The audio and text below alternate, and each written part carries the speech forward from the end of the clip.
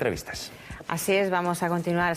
Pasan 5 minutitos de las 2 de la tarde. Seguimos aquí en directo en Para Todos la 2. Y vamos ahora a hablar con una de las personas que más ha trabajado y estudiado el fenómeno social de la inmigración. Filósofo, sociólogo, político y pensador francés de origen argelino, Samir Nair fue el impulsor del concepto del codesarrollo. En el año 1994, el presidente francés François Mitterrand le pidió un informe sobre la inmigración que se acabó convirtiendo en un modelo de integración. Desde entonces ha seguido estudiando los movimientos migratorios. También nos presenta este libro, La Europa mestiza, inmigración, ciudadanía y codesarrollo. Muy buenas tardes. Buenas tardes. Y bienvenido, señor Nair.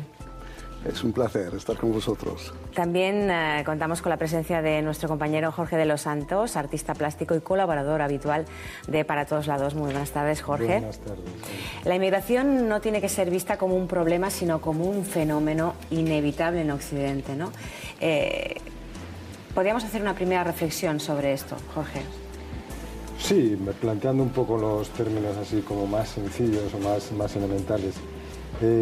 Hay que tener en cuenta que un humano no solo es un humano que viaja siempre con una maleta que no lleva los calzoncillos y el cepillo de dientes y estas cosas, sino que lleva su proceso de humanización. O sea, los humanos no nacemos humanos, adquirimos el rango o nos ganamos el derecho a ser humanos, ¿no? Todo ese proceso de humanización que llevamos con nosotros es un proceso que lo que hace fundamentalmente es aportarnos una serie de soluciones. Soluciones filosóficas, teológicas, tecnológicas, concretas, que forman para algunos pues, lo que es la civilización donde esta persona se ha formado, ¿no? Cuando el humano se desplaza, cuando llega a una polis, es decir, a una comunidad arreglada por unos mecanismos, lo cual es un pleonasmo, porque toda comunidad está naturalmente reglada, ¿no? Entonces se produce un fenómeno, como tú muy bien has dicho al principio, o sea, no un problema, se produce un fenómeno social. Un problema social es, por ejemplo, que la presencia de Samir Nair hoy pues no dispare los índices de audiencia en la 2. Esto sería un problema social, ¿no? Simplemente produce un fenómeno social, pero que yo creo que hay 3 puntos también muy elementales que hay que tener en cuenta. O sea, primero, que es un fenómeno que es susceptible de ser problematizado. O sea, siempre que hay una confrontación, es decir, tú llegas con tu maleta de valores y de códigos de comportamiento, eso siempre que hay una confrontación se puede producir un conflicto. Entonces, ese conflicto, que es el origen del desarrollo del aprendizaje, o sea, esa confrontación puede ser origen de desarrollo, pero también puede ser origen de un conflicto social, ¿no?, en el país de llegada. Hay un segundo punto que yo creo que hay que tener en cuenta, y es que es un fenómeno inevitable. O sea, es un fenómeno que solo se puede regular, pero solo se puede detener a través de políticas autoritarias, de políticas impositivas. Es decir, a través de políticas racistas o políticas xenófobas. Y un tercer punto es que conviene no olvidar que todos nosotros, los que estamos aquí, siempre podemos ser el otro, sin tener ni siquiera que desplazarnos. En primer lugar, porque en la comunidad donde estemos siempre habrá alguien más autóctono, más indígena, más propietario, en definitiva, que nosotros, y que las comunidades pueden ser tan pequeñas como los gestores de estas comunidades quieran. Señor Nair, usted creó la teoría del codesarrollo hace 16 años. Si la hiciera hoy, ¿la haría diferente? ¿Cambiaría algo?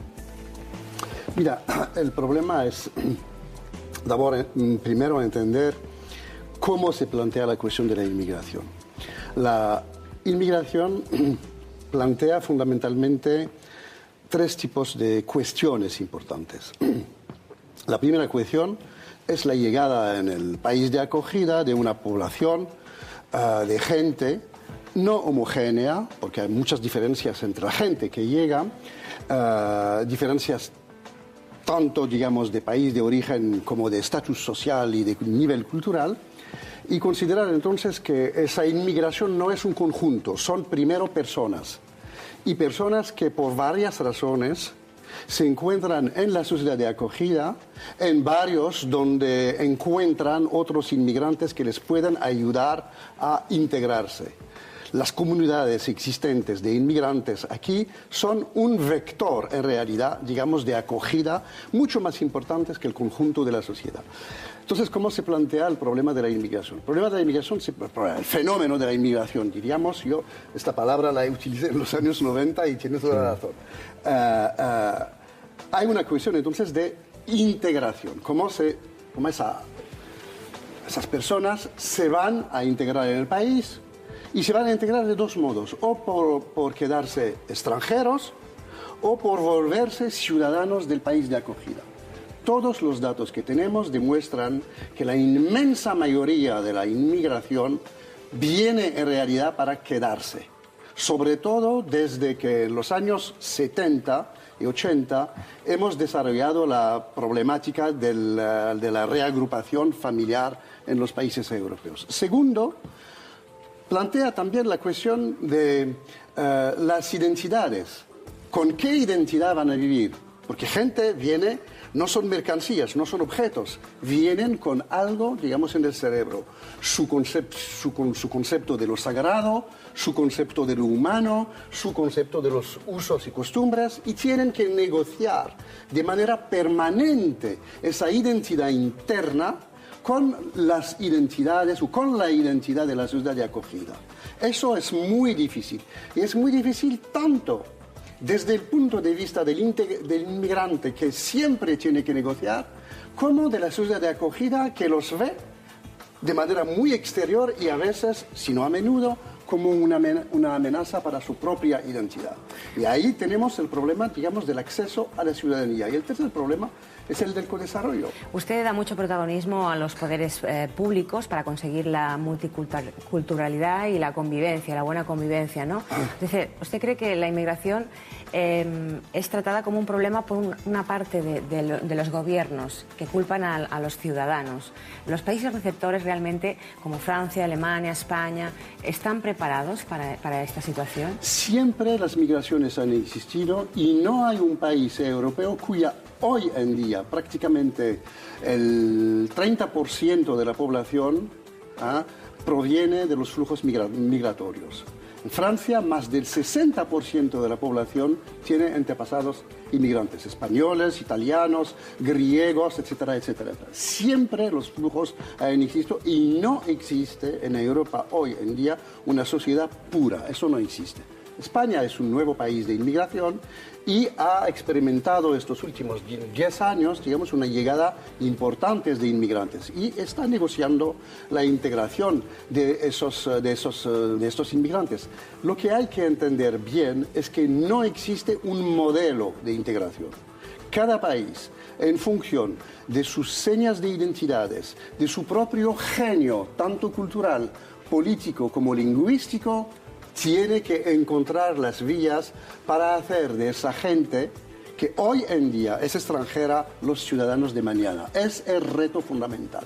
Francia es un país que usted conoce muy bien. Durante 13 años, si no me equivoco, fue delegado... Es mi país. Aparte de ser su país, fue delegado interministerial de Migraciones. Ahora está muy de actualidad ese país. Conocíamos que durante los 2 últimos meses Sarkozy ha expulsado a 10.000 inmigrantes, la mayoría son de etnia gitana. ¿Usted cómo ve esta situación? Hay dos problemas. Hay un problema político y hay, diríamos, un problema jurídico. El problema político es que se ve claramente con lo que ocurrió con los gitanos, los rumanos, cómo se puede utilizar políticamente a la inmigración como un chivo expiatorio. Además, en el caso de los rumanos, se trató de unos inmigrantes que tenían el derecho a la libre circulación en toda Europa, porque son europeos. Los que vienen de otros países es otra cosa, pero ellos son europeos y tienen el derecho a la libre circulación. Lo que significa que el gobierno francés, en este caso el Ministerio del Interior, cometió un error muy grave en contra de las leyes europeas. Y el segundo elemento es que evidentemente tomaron esa decisión porque el poder político en Francia y sobre todo este gobierno se ha constituido después de la victoria del presidente Sarkozy apoyándose sobre el electorado del Frente Nacional, de la extrema derecha, la más xenófoba, racista y excluyente. Y todas las últimas elecciones, desde el 2007, demuestran que el poder político actual ha perdido su peso y sobre todo ha perdido el apoyo de esa parte de la extrema derecha. Para recuperar, digamos, el apoyo de esa parte, entonces empezaron a utilizar otra vez a los extranjeros, rumanos en este caso, como chivo expiatorio y desarrollar el tema de la seguridad. Eso evidentemente es una cosa que hay que condenar porque topa tanto en contra de las leyes europeas como en contra de los derechos humanos.